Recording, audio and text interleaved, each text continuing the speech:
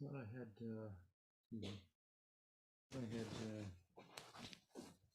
put the chapter of the Saki on this little caption computer, but I didn't apparently. So I will have to have that. Get it? Yeah. Okay. And Saki Pranay? Yeah, Saki Pranay. Bringing other things over for reading, so forth. And I thought I had done that. I can't seem to find it here. So I'll have to wait for that.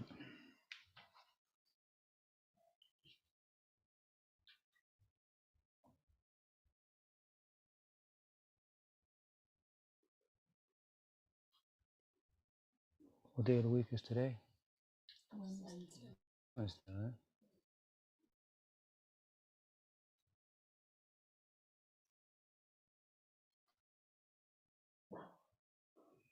No.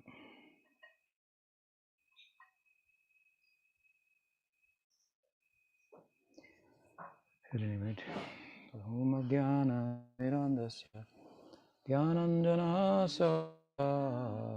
Chaksurundritena Tasmai Shri Gurave Namaha Rajunulambita Bhujo Kanakavadato Sankirtanaika Pitaro Kamaya Vishwambaro Dvijavaro Yubadana Bhalo Mande Jagat Priyakaro Avataro Vande Shri Krishna Chaitanya Nityananda Sahodita Bodhidai Pushpavanto Chito Sandotamono Vandeham Sri Ramakrishno Abhaya Chano Sako Sukado Paramanando Sundaro Subala Priyo He Krishna Karuna Sindhu Dinabandhu Jagatpate Gopisha Gopika Kanta Radha Kanta Namostute Tapta Kanchan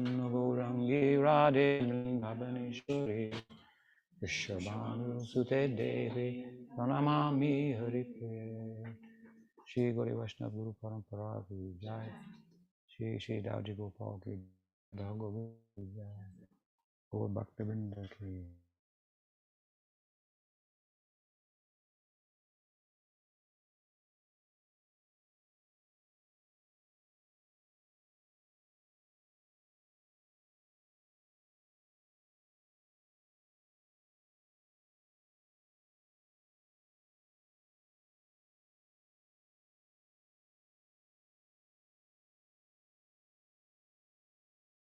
tonight. Mm-hmm. Good. Well, we have been discussing and how it is plays a prominent role in Gaudiya Sampradaya in the dissemination of the ideal of Chaitanya Mahaprabhu's Madhurya Rasa, this particular type of Madhurya Rasa, and so on and so forth. And yesterday, we also spoke about how Saks is suited to be a significant participant in connection with Madhurya Rasa in Krishna Lila. So in Gaur Lila, very much we find the influence of Sakya Rasa in the form of Balaram, Nityananda Prabhu and his associates, the Dwadasa Gopals, who we read about this morning, extraordinary devotees in Gaur Lila, magnanimous, kind, very compassionate to the people in general. We read about Gauridas Pandit and Udarnata Thakur in particular, amongst the 12 Dwadasa Gopals, 12 significant, extraordinary, really, devotees in the Chaitanya Sampradaya, at the very beginning of Sampradaya, that in effect was begun by Nityananda Prabhu. Before any books were written by the Goswamis and so forth, or any of the biographies of Chaitanya Mahaprabhu, Chaitanya Mahaprabhu to be Krishna and understood his mission as well. Blessings of Chaitanya Mahaprabhu, he began to canvass and collect his eternal associates, the Dwadasa Gopals, the principal 12 cowherds who had appeared in Gaur Lila. And amongst them, Gauridas Pandit and Udarnata Thakur are probably the most prominent, most has been written about them. So we read a little bit about them this morning. Our audience, extended audience on the internet, and those who come from Samra today. A word about the two will be in order. I think the Gauridas Pandit was very introverted in nature, and that was the opposite, outgoing. So devotees have their own natures, idiosyncrasies, and so on, and that will dictate to one extent or another how they themselves. With regard to Bhakti, as Pandit, the blessing of Chaitanya Mahaprabhu at his suggestion, when the Pandit expressed very intense separation of thought, which was imminent, that Nityananda Prabhu would go somewhere else from where they were in his immediate vicinity, and kind of responding to that intensity of his love and separation. I know that feeling. It was the first time that I understood what is love and separation. I had been living in New Dwarka, as Prabhupada referred to his Los Angeles headquarters, in ISKCON, and this was probably in either in the spring of 1972 or the early winter of 1972. Prabhupada spent 3 months there in the spring and then 3 months again or so in the winter. Did it the next year as well. I think it was I was initiated at that time, and so Prabhupada was there every day, giving classes and going on his walk and so forth.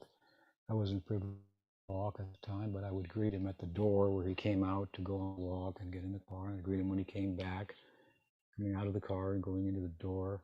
Then I'd run around to the temple, to the door from which his quarters opened into the temple, and greet him there. And then, of course, he would greet the deities and bow before the three altars. Someone probably would have given him a flower during the walk, and he held it the whole time until he paid his obeisances to Gaurnitai, and he'd throw them at the feet of Gaurnitai as he paid his obeisances. And he'd sip the Charamrita, so with such regal, uh, not disposition, but appearance. Right? Head held very high, like he was towering over everyone, while he was indeed shorter than everyone probably in the room. And I'm a short, relatively short person. He was probably 5'4" or 5'6", something like that. And he would drink the Charnamrita, wash it on the back of his head, like then obeisances to Rukmini and Dwarka, which then Jagannath. And just Vyasasam, he had a big picture of Nanga tearing apart Hiranyakasipu, and all that represents, and he would stop and like this, Shingadev, and then sit on the Vyasasam. Chant Jai Radha Madhava would begin the class and so forth. So 3 months or so that was going on, and I was being very routine and being in the presence of Prabhupada, and he didn't really, I didn't really think he was ever going to go anywhere else. I mean, obviously he was, and he was touring and so forth, but it just didn't enter my mind. And then I was told by someone that 3 days, whether it was Sunday and Wednesday, Prabhupada is going to be going to Hawaii, and I just hit me just like a powerful, like they say, like a ton of bricks. Prabhupada's going to be leaving, and then I began to feel separation, very intense separation from him, and all kinds of ecstatic sattvika bhavas came in my sadhaka deha, and I could understand this very esoteric concept that the agony, if you will, of separation makes the heart grow fonder and intensifies the loving feelings. And it brings even a greater, kind of union. It's that in union there is one Krishna, the one standing before you. In separation, you're everywhere you look, you're reminded of him. This reminds me of him. That reminds me. This is Krishna consciousness. This reminds me of that. We were talking a little bit the other morning about udipanas, the catalyst to assist with other bhavas, the dominant sattvika bhava, the dominant and self-defining emotion that defines one as a gopa or as a gopi, and how with the ingress, the catalyst or the excitement of the vibhav, that Sakirati rises up to rasa, from rati to rasa, right, in conjunction with other bhavas. So we were talking about how Krishna's ages in Sakirasa, the ways in which they serve as an udipana. So there are a number of udipanas for each of the different rasas, right, that will have that effect. But in the highest stage, the whole becomes an udipana. Mahaprabhu saw a sand dune, and in it he saw Govardhan. He saw the ocean, he saw the Jamuna, and it caused him to tip from external consciousness and deep into samadhi and experience the leelas of Krishna. So separation makes the heart grow fonder. And Pandit felt that separation at the thought that Mahaprabhu would be moving, tomorrow or that day. How long he was there, probably a short time for that matter. So, relative to the point of his introverted nature, Mahaprabhu told him that take some neem. Neem is the tree under which Chaitanya Mahaprabhu was born. Therefore, he's called affectionately Nimai Pandit. Pandit speaks of his learnedness that he expressed in Navadvip, primarily before he expressed himself as a devotee, at which time he retired punditry, became a mad person, if you will. Nimai is quite a contrast of the way it's used from the word pandit. Of course, it's a medicinal tree. We have a neem tree here. Sham planted it early on, up above the site, I believe, from where we will be doing the dance tonight, or this evening, the afternoon, whenever it is. So, an auspicious tree, at any rate. And he told him to take the wood from a neem tree and carve images of ourselves, and we'll be present in them, and you can worship them. So this is what. And he worshipped them, as we heard this morning, with such devotion that it pained Mahaprabhu to see the effort that he was taking to cook every day. And Krishna is hungry every hour, practically. So to cook enough to satisfy him, and what if you were going to express your love for someone by cooking for them, you had to think of their favorite dishes, and he has so many. And how many can you do in one particular offering? It's a very consuming affair, right? And you have to go and purchase the food or grow the food, ideally, and prepare it, cook it, be clean, offer it. By the time you're done, it's practically time to make another offering. It's very, very, very consuming. That's why I say the standard of worship for Radha Raman in Vrindavan is very extraordinary, very praiseworthy, very laudable. Prabhupada told us we should follow their example. But of course, they have 50 families involved in the worship, rotating. Now the Gopal worship, now the Subals and Mahamantra will do the worship, different families. For a week or for a month, it's their turn, and so forth. And of course, they're all living just in walking distance of the temple, participating in the different festivals.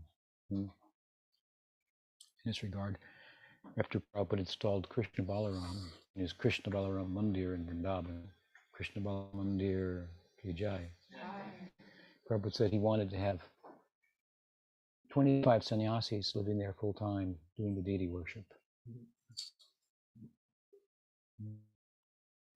Sannyasis often think of themselves as the teachers of the world, right? They're going to become just menial servants of Krishna and Balaram, stringing flowers, things that they let other people to do. That they have more important work to do, and to preach.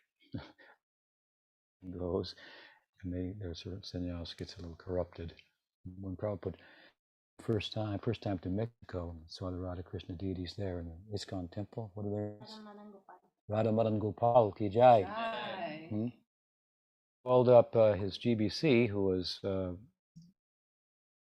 arranging things there, and this is as he came off the plane and into his quarters after having had Radha Madan Gopal. And he said,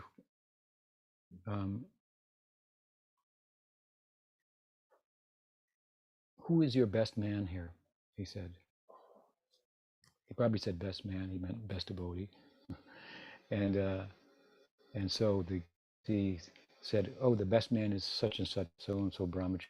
He's distributing books and preaching so actively and so forth.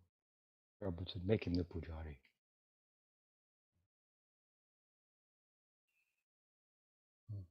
Once Prabhupada, I was in in Atlanta with him when Prabhupada had just come to Atlanta from Florida, where he had arrived from Central America, which is as far south as he had gotten.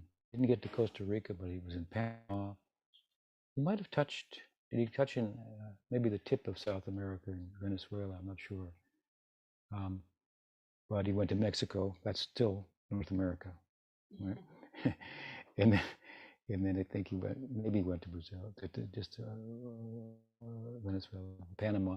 Anyway, wherever he went in Latin America, Gornitai deities and hundreds of devotees. And he had never, been there, didn't speak a word of the language, although he said Spanish is the language of love. Mm. Right? Te amo. And Bengali similar in that regard. A very sweet language. Miami, Gornitai deities there.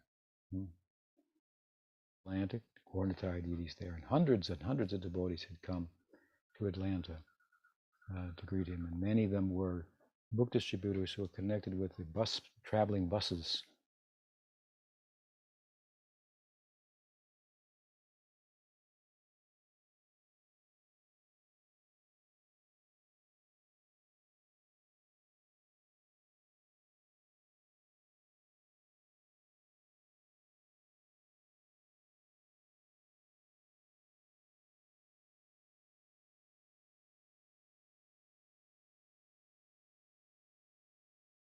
And he was boarding a ship that was traveling like a cruise ship from port to port. And they would go to port and get off and perform Sankirtan everywhere. They get on the boat and go to the next port. So Prabhupada never realized that dream. But one year, when he was visiting New York, in the new building in Manhattan, the opportunity for him came to ride on a bus, one of those buses that I mentioned, from Temple to the farm Gitanagari in Pennsylvania. And this was, in Prabhupada's words, the closest thing to his real dream. Once in Chicago, when he arrived, and some devotees had arranged for some of the press to meet and interview him briefly, a lady asked him, I think it was a lady, that Swamiji, I understand that you have many cars. I said, oh yes, many cars, new cars. And she was like, he brought lots of new cars, okay? She's writing it down like this, and he was going on about it, and he said, I think they are, what are they called? Volkswagen? And our boys are living in the vans and going out into the villages everywhere. Her whole, idea collapsed. She thought he's materialistic. She just couldn't believe what he was saying. Vans and boys are living, girls and boys in the vans and going out and living simply, and so on and so forth. This was probably like, I think I cited Rudyard Kipling's "If" famous poem, very beautiful. It's kind of like what a self-realized person is in many respects, according to the Gita. It says like, if you can, walk with kings and not lose touch with the folk, right? This kind of thing. Very much exemplified that. So with Gornitai, from New York to the farm in Gitanagari, this was a highlight of Prabhupada's life. It was like realizing the dream of the boat, right? Just being one of the Prabhus, kind of, I'm on the bus here. We're going out on Sankirtan, something like that. It's kind of like Prabhupada as he is, right? Rather than the Guru, Tattva, where there's some distance between himself and others. He's sitting a little higher. Of course, we gave him a seat in the bus. And what did he do on the bus? He sat, chanted. We offered him a little prasadam. Prabhupada took rest. I was on the bus. Prabhupada lied down on the little cushion. He just lied down like this, with his hands in his bag, moving his thumbs as he rested, fingers as he rested. And we arrived at Gitanagari. I had this exchange with him there. But without going into that, again, these bus parties had all converged in Atlanta, plus there were the Atlanta devotees and many devotees from the South. The buses were from crisscrossing all over the country, so it was a big, big group. Anyway, Prabhupada was so enthused, so excited, so uh, enlivened, and just really humbled by the grace of Gaur Nityananda. I mean, he already knew this is the most magnanimous manifestation of Godhead. Parama Karuna Pahundujana Nitai Gaur Chandra. Abutara, Abutari. We introduced this song at that place. There, he was preaching in the morning, giving class, as he would, and then in the evening, he was giving class. And he was giving class from, maybe it wasn't in the morning, I'm not sure, but I think he was. But anyway, in the evening, he was giving class from Chaitanya Charitamrita. At this point, he was only giving class from Bhagavatam. But you can just see what was happening. He was drawn back into the Chaitanya Charitamrita, where he began. He began giving classes in New York from Chaitanya Charitamrita. Aside from, of course, Gita, Chaitanya Charitamrita. He started up there, if you will. See how much the devotees could digest, right? So he was so enthused by the grace of Gaur Nityananda, he knew it, and now he was seeing it in a way that just really, really registered with him. I've been in these places never before, other countries. I mean, I speak some English, but Spanish I don't know a word. There are hundreds of devotees, and they're worshiping Gaur Nitai. They've come there, and so forth. So he's reading from Chaitanya Charitamrita and giving class. And then he asked for questions, which wasn't, in those days, wasn't common. It means he wanted to keep going. He was just really empowered. And so one devotee, among other questions, one devotee asked, Prabhupada, yes, what is the best service? And he was one of those book distributors on the buses. At that time, there was some friction between some of the temple presidents and the devotees selling the books on the buses, because the devotees on the buses would make a claim that their service on the books selling was the best thing, and then some devotees from the temple might leave and join the buses, and then the temples would be depleted in terms of their required sevites for the deity. So it was kind of a loaded question, and he was expecting Prabhupada to say publicly in a huge assembly, those who are distributing my books, those are the best. Then he would have carried that around and used that to make his case, if you will. But Prabhupada was too spiritual for all of that. And he said, best kind of service, he said, just try to love Krishna. That's all. That's what this is about. It's not about book distribution. It's not about opening temples, closing temples. A devotee came and saw me some years ago. I was living in a rented house in Vrindavan, a godbrother of mine, and he heard that I was there, came to visit me, and he began to tell me his plans to make a Disneyland of Krishna Leela in Vrindavan. People come, and it would be like a Disneyland, and there would be dioramas and all super technological, displays and Leela and so forth. It was just such a huge idea. It was just absolutely staggering to hear him talk about it. And in his case, he said, "What do you think?" I said, "Well, it's a very, very big idea." I said, "I'm also trying to open a temple, but it's a small one. But it's not been easy." He said, "Where's that?" I said, "In my heart." And then he just collapsed, and I think he got some realization of what big means. What does big mean? Once Prabhupada was asked, "Why are so many big devotees leaving?" And Prabhupada said, "Big devotees don't leave." These kind of replies from Prabhupada. That's what Shastra Yukti means to me. Shastra Yukti or Shastra Nipun, to be a scriptural genius. It's not to memorize so many verses and be able to quote them, but to come up with these kind of one-liners that are just like, put it all in place, like just take you right to the core of what it's all about. in terms of how you've been distracted by the fringe of what you think it's about, the spiritual life and so forth, right? It's really quite simple and extremely profound and very cheap, inexpensive.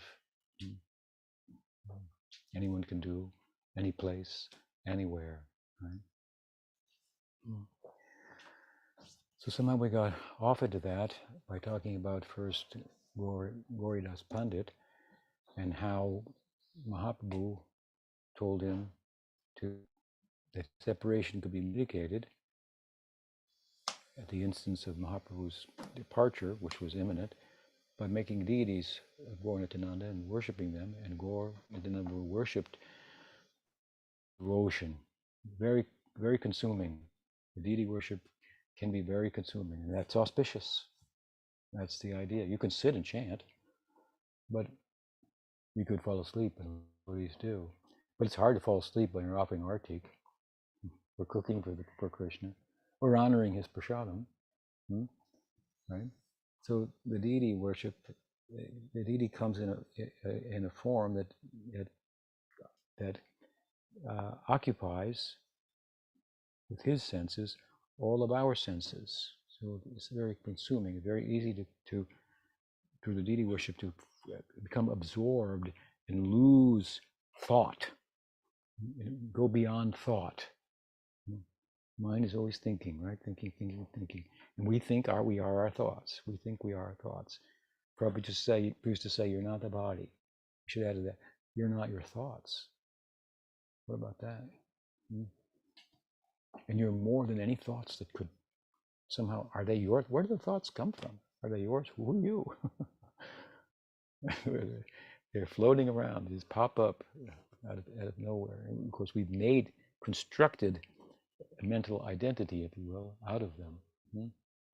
But this practice of Krishna consciousness is meant to take us beyond our thoughts, where thoughts can't go, where words cannot go, to a place that is far more meaningful, profound, beautiful, charming, fully satisfying, yayatma samprasidati, than any thought or subsequent action could possibly be. Humans have tried to become fulfilled and satisfied for ages through thought and subsequent action, and we're still fighting with one another over nothing, over a desert, practically. We're pathetic in a way, but we have a great prospect as human beings.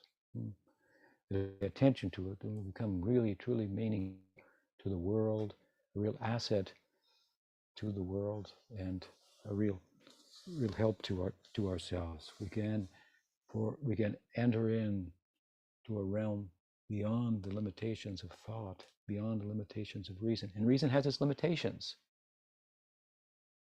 I like to think that we know by reasoning, but reasoning has its limitations. What could be an example?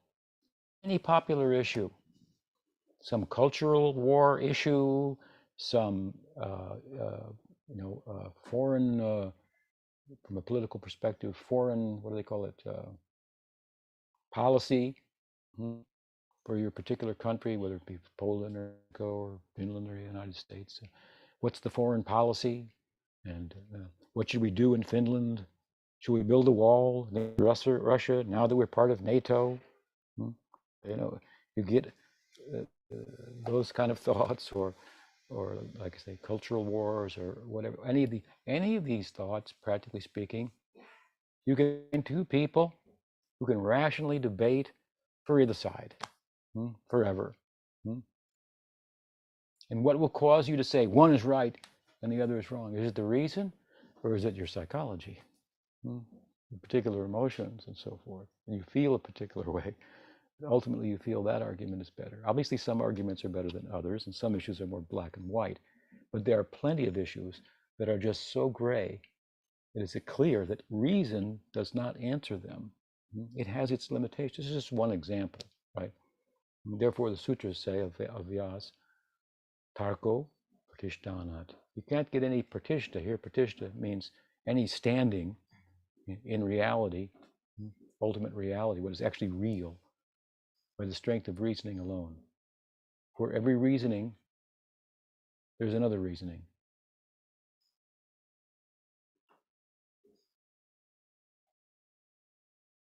And for that reasoning that I just gave, there's another reasoning.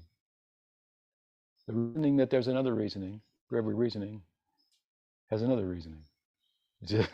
Such is the way of reasoning. It's a useful thing, obviously, and we need to employ it, but it's not a guide that can take us to the homeland of the heart. Hmm? Hmm? Really? Hmm? For home going, we need a home knowing person, right? Who speaks in such a way that it hits home. Prabhupada was like that. And he would make these kind of statements. Just try to love Krishna. That's the best service. And if you want to say, why Krishna? Why not Jesus? He would say, just love Jesus. Go for it. If that's, you want to argue, I'm not here to argue. Love him. That's all. We quoted him the other day. Krishna the parallel statement in the Gita, right? Love your neighbor as yourself. Bible, isn't it? And Gita, feel the suffering of others as if it is your own. Same principle. Right? So many. So all these religions, they're all at their heart, they're mystical, and bringing messages from beyond reason, beyond thought, beyond reason.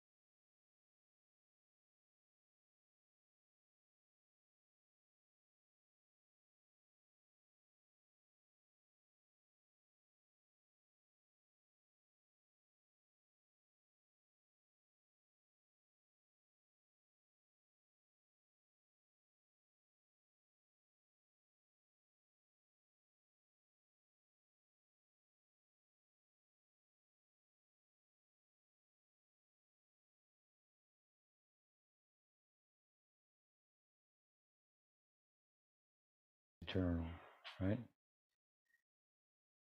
So Gauridas Pandit, in effect, I'm picking out here one of the Dwadasa Gopals, which I would consider one of the two most significant, and we read about him this morning. And what is the significance? He was introverted. He gave the worship of Gaurnatai to everyone, to the world. Great contribution. And in contrast to him, the outgoing nature of Udarnadatta Thakur we discussed in brief. Udarnadatta Thakur was the patron saint of Prabhupada's family. And every year they would make a pilgrimage to Udarnadatta Pura. And there's the temple of Udarnadatta Thakur and his deities and so forth. And the famous picture of Udarnadatta Thakur, some of you may have seen it, I cited in our reading this morning, in Sadhaka Vesh with tilak and white cloth and beads in his hand and so forth. Udarnadatta Thakur was, Dvikara was his name, which is Dvikara means like day maker. It's a name for the sun. The sun makes the day. So he had a bright name to start with, but when Nityananda Prabhu came in Sankirtan to Saptagram and to the village of Udarnadatta fell before him, and Nityananda Prabhu blessed him, put his hand on his head, changed his name to Udarnadatta. It speaks about the magnanimity of Udarnadatta, who became the right-hand man of Nityananda Prabhu. In terms of the campaign and of Sankirtan. And he ministered to the social class, mercantile class of Saptagram, which was 10 large villages along the Ganga Delta in West Bengal. What's West Bengal now? A group that had been disenfranchised from within the Hindu social system. So their life was difficult. And he elevated them all to Sakyabhav and gave them, retired all the rituals of Varnashram and that social religious system and gave them one ritual that everyone, man, woman, and child, could participate in regardless of their age. Nam Sankirtan. Jiva Doi Krishna Nam Sarva Dharma Sar is a statement of Bhakti Vinod. The essence, Sarva Dharma Sar, the sar, the cream, the essence of Dharma, of that which is word Dharma, but means it means meaning. The world has a dharma, a nature, and we, who make the world go round, units of consciousness make matter go round and move the way it does, and so forth. We have a dharma. The world is a partial manifestation of the Godhead. It has a connection with its source. And we who make it go round, we are by nature, the Jaiva Dharma, the Dharma of the Jivas is to serve Bhagwan. We're all looking for our purpose. What am I? Am I a man? Am I a woman? I might be a man in a woman's dress. I might be a dress in a woman in a man's dress. I might think of myself as from a particular nationality or another nationality, or regard to a particular social group, a particular university, fraternity, occupation, right? All these things. Right? These are all searches for our Dharma. What am I? We go to the moon. Really, what are we trying to find? Who am I? We want knowledge, comprehensive knowledge of what or who I am or why I am, that I might act in such a way based on that knowledge that I will be fully satisfied. And I'm not. So the knowledge I've got is not complete. Now you might say, the knowledge of bhakti doesn't seem complete either, because I tried that. I chanted, Dad. and it was okay, but I mean, it's not everything that Swami says it is. At least I didn't experience it like that. We have an explanation for that too, right? How to chant, why, how, depending on our condition for karma over eons and eons, the effects of bhakti in our life may take some time. Therefore, we have to look at it philosophically. We have to have these kind of talks and reason it out. What should be our guiding light, and what is our philosophy of life, and what does that say about me? If you look at this Gaudiya, it's very, very profound. What it says about you is more than you could come up with. I mean, prominent philosophy in the world today is what you are. It's very, very, very, how would you say, depressing. You are nothing. That's what materialism, naturalism, physicalism is. They're so afraid of God, so adverse to the idea of serving, because a lot of them neurotic from the church they were in, and the way the church's teachings were misinterpretations of the heart of the very tradition itself, gave them all kind of complexes and so forth. I mean, it's part of it, right? And then there are discoveries of how things work that we thought, or human thought, society thought were magical or were arranged by a god, and really you just put these two things together and you get these wires and you get light or something. So as you put together a few things that were thought to happen by superstition previously, you get some strength from that. This is a scientific development. And you start to manifest things that make life a little easier. You don't have to work in the field and so forth. Then, well, that's all well and good, but it doesn't answer everything by any stretch of the imagination. So to do away with theology altogether and what it really speaks about to us, that is to become intoxicated by the fruits of material science as a way of knowing. I mean, what is science? I'll give you an idea what science is. I mean, even a child does it, and I'm not against it. We all do it. What is science? Touch the fire, you get burnt.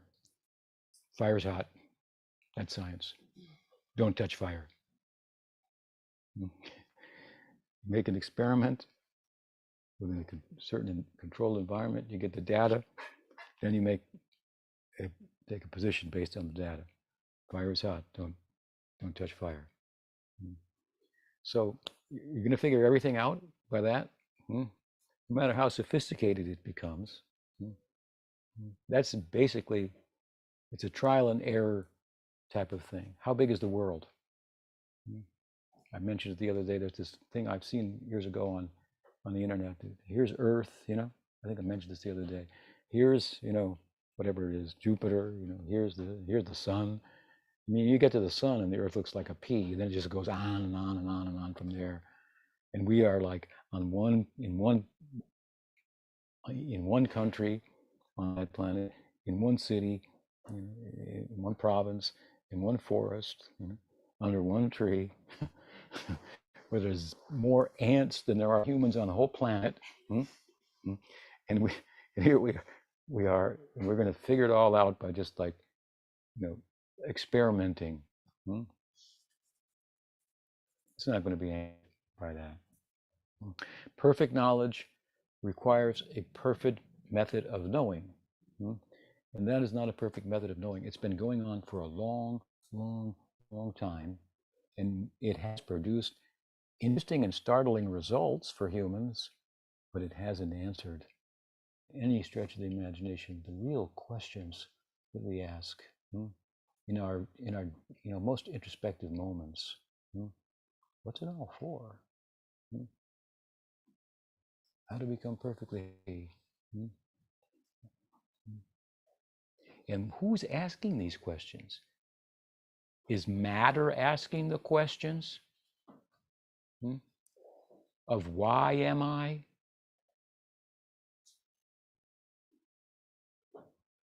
No. Who asks qualitative questions? There are quantitative questions and there are qualitative questions. Matter can answer quantitative questions. What's a quantitative question? Something like, or a how question, let's say. How to eat. Okay.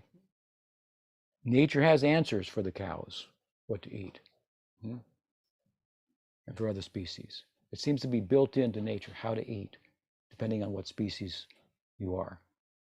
How to sleep, how to mate, how to defend. These questions can be answered by nature. You can experiment with nature. You can find that tastes good, that tastes bad. That tastes good for that species, but it's poisonous for me. You can experiment. You might lose a human along the way, but you can answer those questions in that way: how to eat, how to sleep, how to mate, how to defend. But when you come to human life, it's more complex. What is the complexity of human life? There's different ways you could answer it, but my answer is another question arises, as I've said many times: why? No, that's real different than how. Why? It talks about qualitative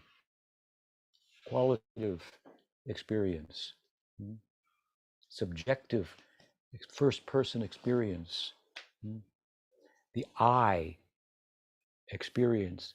For me, it means this, it feels like this, and no one can get in there. It's this private subjective realm of I. And it's our whole life is centered around that. Like I said, you go to the moon, what are you looking for? Looking for who you are, really. What's the value? It's relative.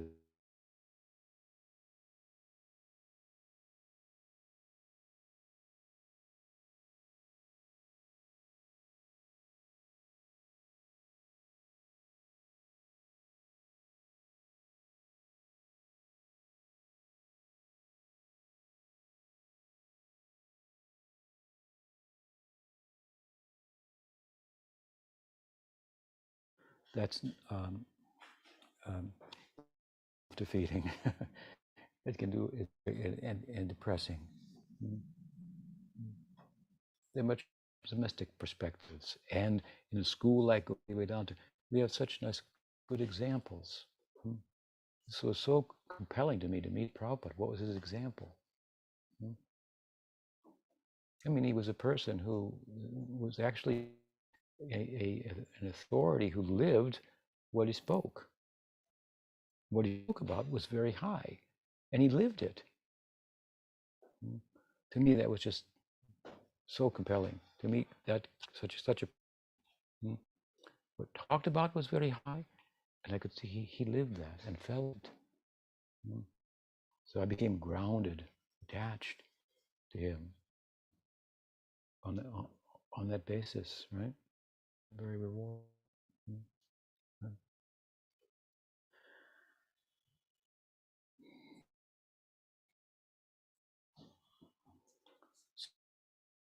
So Udarnath Thakur, and he was very generous. Was involved in what Bhaktivinoda Thakur referred to as the essence of Dharma. I'm speaking about Dharma, meaning this. You say Jivera Swarup Hoy Krishna Nityadas. Dharma of the jiva is actually to serve Krishna. This is his dharma, his purpose. Krishna has many faces, may show up in different forms. That's another thing. Related. But this is the purpose. We're a dependent entity. We're not independent. You talk about free will, but you don't free will. You can't do whatever you want, right? You have some will. Sure. We make decisions, whether to turn left or right. A lot of times we're just carried in our decisions, however, on the basis of things we've done in the past, which becomes a pattern and a habit. That's a problem. But of course we will. Noam Chomsky, Noam Chomsky, pretty learned fellow. He's one of the greatest intellectual in the world. A thoughtful guy. He's quite old. Years ago, I was listening to him, And he was asked about this question. It's a knotty kind of philosophical question for philosophers in the world today. Free will. Is there any free will? Or are we just robots, basically? Which is what materialism says. And he just said, of course there is, or there wouldn't be any meaning to what we're talking about. It would just like dismiss it like that. The fact that you can't figure out exactly where it is, where is that will? How is it influencing, making things, how is it efficacious? How does it have an imprint on the world? And we know there's magnetic forces, there's gravitational forces, there's strong and weak nuclear forces. And we can figure out so many things are happening based on these. We talk about will, something intangible. Where is it? We can't measure it. It must not be there. Well, we say, it's the ruler. You're complaining you can't. It's the measurer. It does the measuring. You want to measure everything? And you want to dismiss the measurer or reduce measured. It's the measurer. You understand? A very flat land, kind of perspective, not rich. And it's not a philosophy that you can live, materialism. You can't live like that. You can't live like there's no meaning. So you have to create meaning. And if you say, okay, we humans create meaning, then don't criticize us creating a religion. That's our meaning. Why criticize us? I mean, those that might. Then you have no business telling us to give up the meaning that we create. Of course, we don't think we created it. That's another thing. So the essence of Dharma, anyway. Bhaktivinoda Thakur says, Jibe doi, Krishna nam, sarva dharma sar. The essence of Dharma is to be kind to other jivas, daya, to show kindness to others, compassion, and to engage in Krishna nam.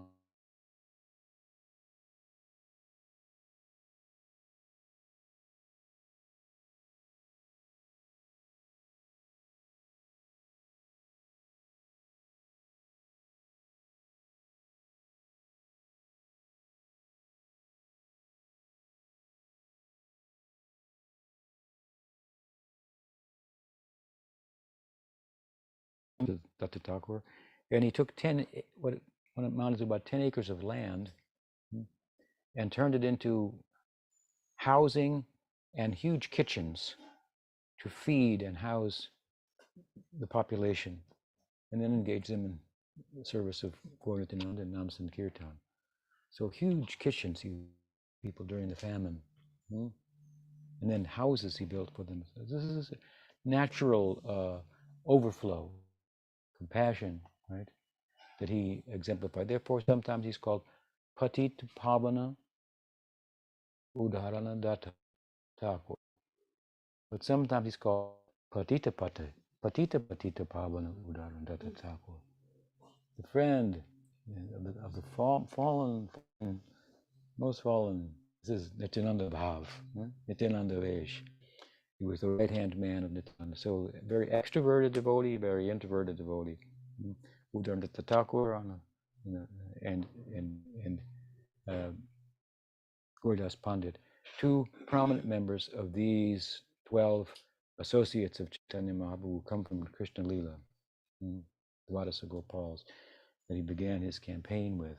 So we were discussing about them, reading about them, and how, being personifications of this fraternal love of God, were very involved in disseminating the good news of Chaitanya Mahaprabhu's dispensation in terms of his first reach and transcendence to Radhadasyam. Radhadasyam, the service of Radha. Chaitanya Mahaprabhu's, Krishna's trying to enter in. What is the service? Well, he wants to know the service of Radha. He does for Krishna. Experience himself from that vantage point. Very esoteric concept, right? Mm. But we went on, my point is, progressively speaking about our discourses yesterday, to speak about how this Sakya Rasa also plays a significant role in relation to Madhurya Rasa in Krishna Lila, amongst those gopas and gopis. And we talked about some of the nature of Sakya Rasa in relation to Madhurya Rasa and its differences in Sakya and Vatsalya Rasa and Dasya Rasa, its speciality, its particular contribution, and that which in many ways makes it suitable to be a friend of Madhurya Rasa, or compatible with Madhurya Rasa.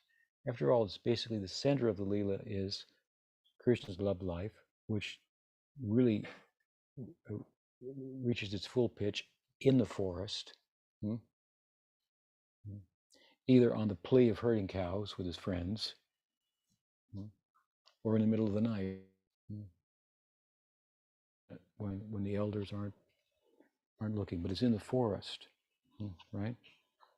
And that forest, we come to a description of that forest in the first verse of our class that was scheduled for today, that we'll have to get to tomorrow. Given that this introductory class, in absence of the material that we were going to discuss, has arrived at my fault a little bit late. So stay tuned for that. Any question?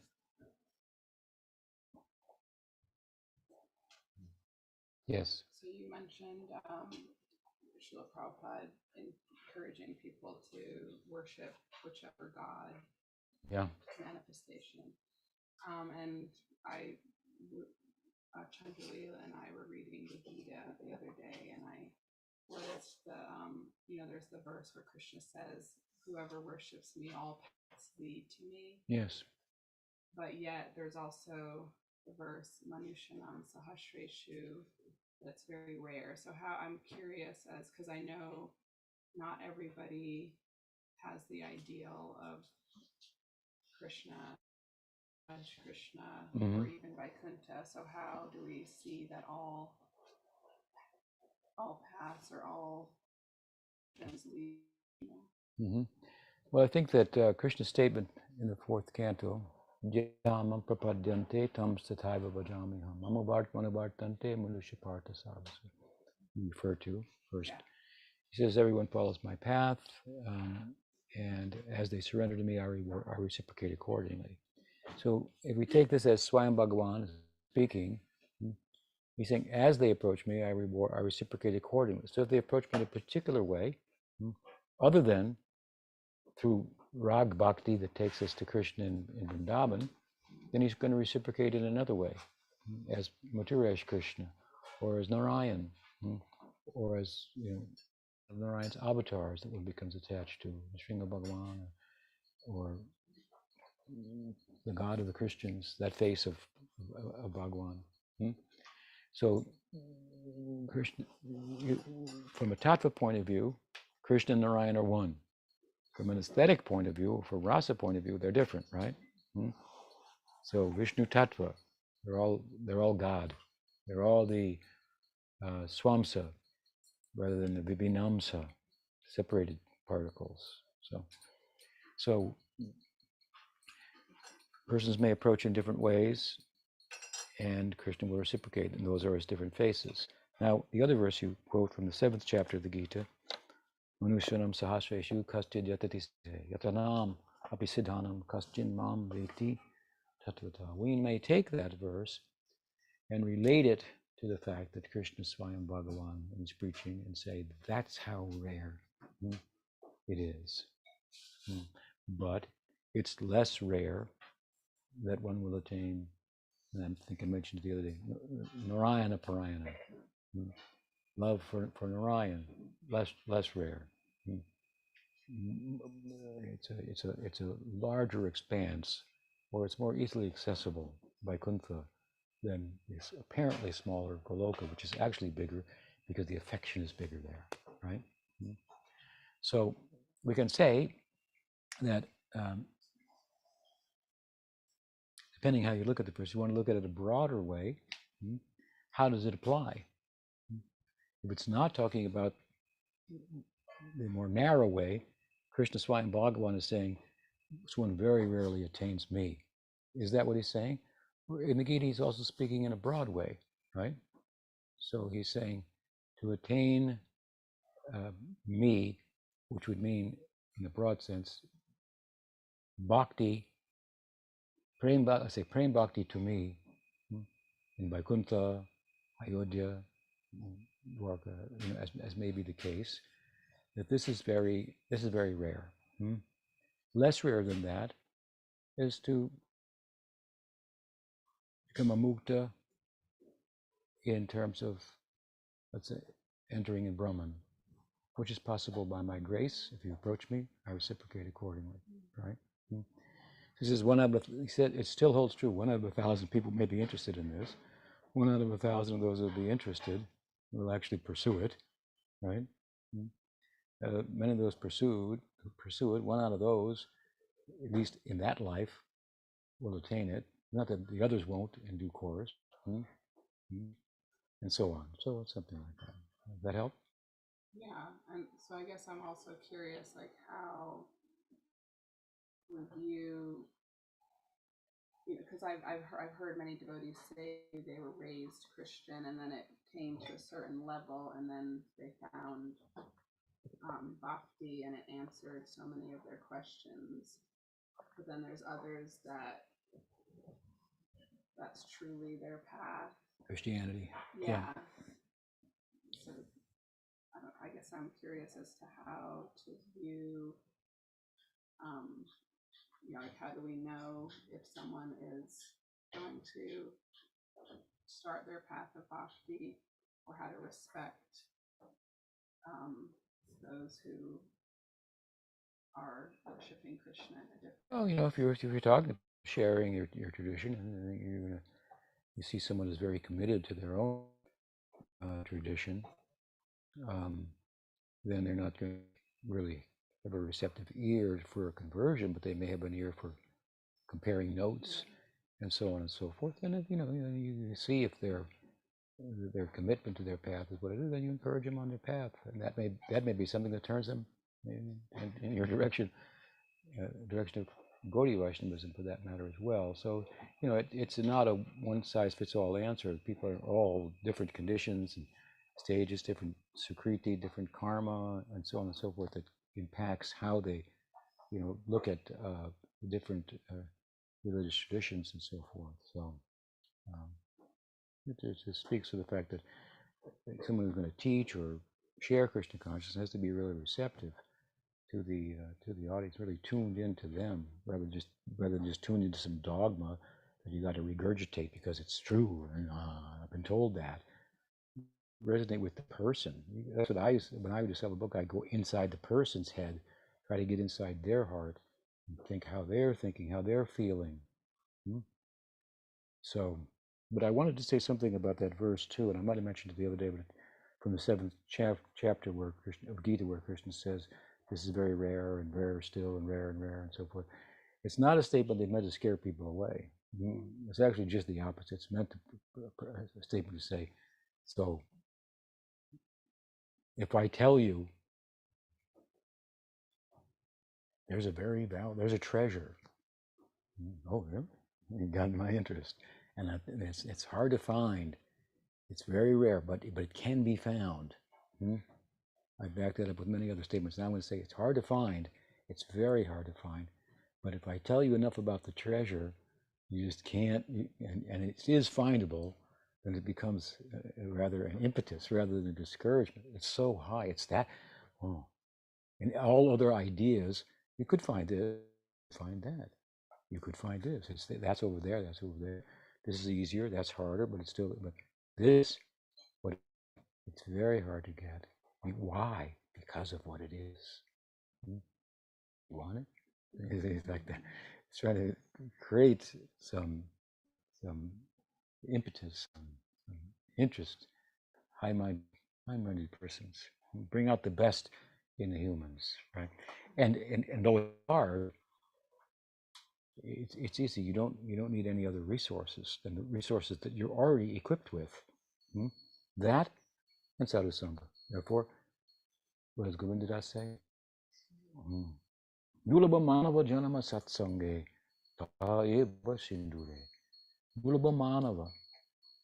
Your human life is rare. Like I said, there's more ants here under one tree in Madhuvan than there are people in the whole planet.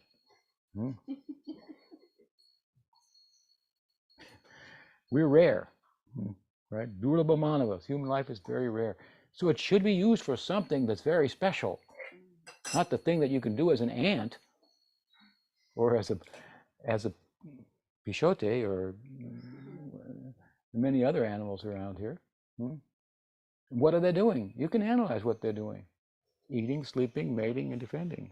So we got this more complex form of life. What should we do? Just make more complex food? Make sex more complex? I mean, they try that. It's just not working out very well in terms of, in many respects. And it's not, it's not what it's made out to be. I can tell you. I've had experience a long time ago.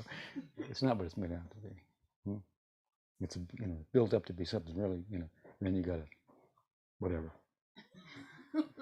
make it out to be more. Think it's more. It's not. It's over, and then you get on with what you're really interested in. Back to what are more important things. So that's a big thing in human life. We come out of that, so it's big to us. We've got to put it in its place and understand it and deal with it. But human life should be for something more. So what's more?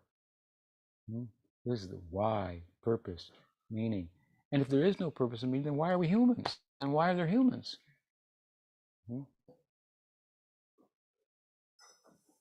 Then why, let's speak about it from an evolutionary point of view, then why are we burdened with this question, why? If you say that consciousness is a product of biological evolution, then that which is a product of biological evolution is supposed to be a development for the sake of furthering myself and my species. Why am I burdened with the question, why am I?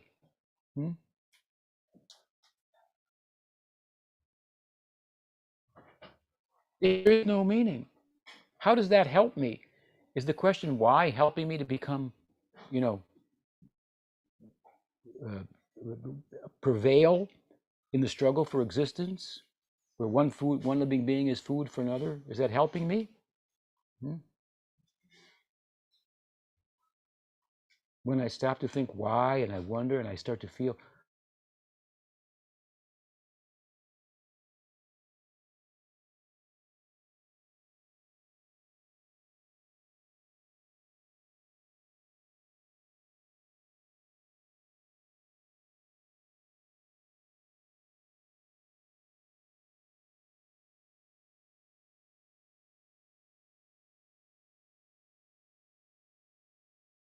more fit to rule and prevail in a struggle over no, it's making me to stop and pause and wonder, get eaten in the process. It's hard to make a really reasonably satisfying case for consciousness being of biological evolution. Therefore, one of the biggest questions in science, what is the biological basis of consciousness? And our answer, wrong question, biological base. How about that? Oh no, everything has a biological base. We're unbiased scientists. The whole question is bias. It's you're starting with the premise to matter. That's a premise. Starting from. It's not provable. But then you start to prove the things that we thought were to matter. We can reduce it down to these building blocks and so forth. They assume that's the case for everything. And therefore they say, the last thing, the only thing left that we have to reduce or demonstrate is that is just physical forces, is consciousness, mind. We say mind is only quasi-conscious, but anyway, mind or consciousness. It's the only thing reduced, the only thing left. to show that it's just a function of the brain. Just you're a robot. That's all. Again, like I said the other day, robots that have feelings start to feel, why am I? Why do I exist? Something like this. To have these kind of questions. So your whole purpose has been defeated because you were making robots to prove that consciousness was, there's nothing supernatural. But if you make a perfect human robot, he will ask supernatural questions and pursue the supernatural. That's unavoidable. That's what it means to be human. Right? So what was I saying? So at any rate,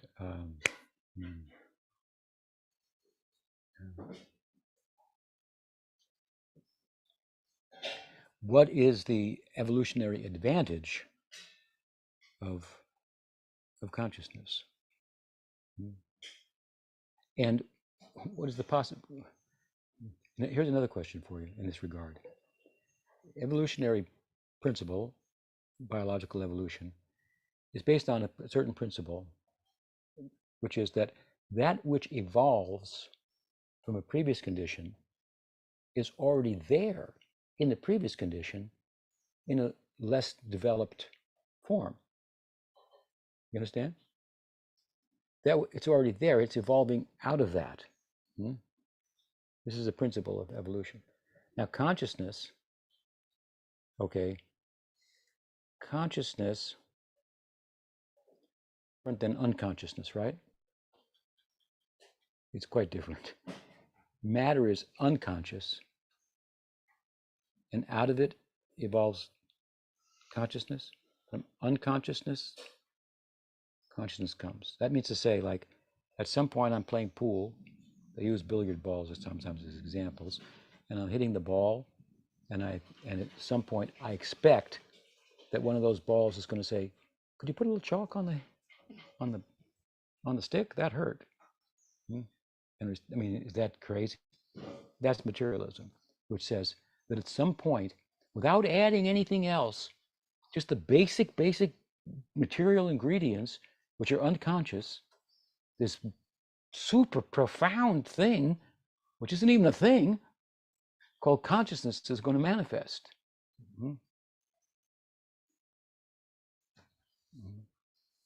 So there's nothing important being in unconsciousness that even remotely resembles consciousness. So human life is very special. This consciousness, like I said, people ask, do you believe in the soul? We say, wrong question. Let me ask it to you, see if it makes any sense. Do you believe in consciousness? I mean, yeah, I mean, that's what is that. That's what the self is. Spark of consciousness, spark of meaning, purpose, value, and it's looking for itself. That's why it looks for meaning everywhere. It's looking for itself because it's coming to the fore in human life, which makes human life different from the less complex forms of life. And it should pursue a more complex ideal than simply getting a glorified, hole in a tree that you call a house. We should do those things. I mean, it's not the be all and end all. With that, we'll end today. Chichidaji Gopal, Jai. Bor Bhakta Brinda ki Jai. Bor Premanande. Vanchakalpatarubhyascha kripasindubhyeva patitanam pavanebhyo Vaishnavebhyo namo namaha. Anantakoti Vaishnava Brindo.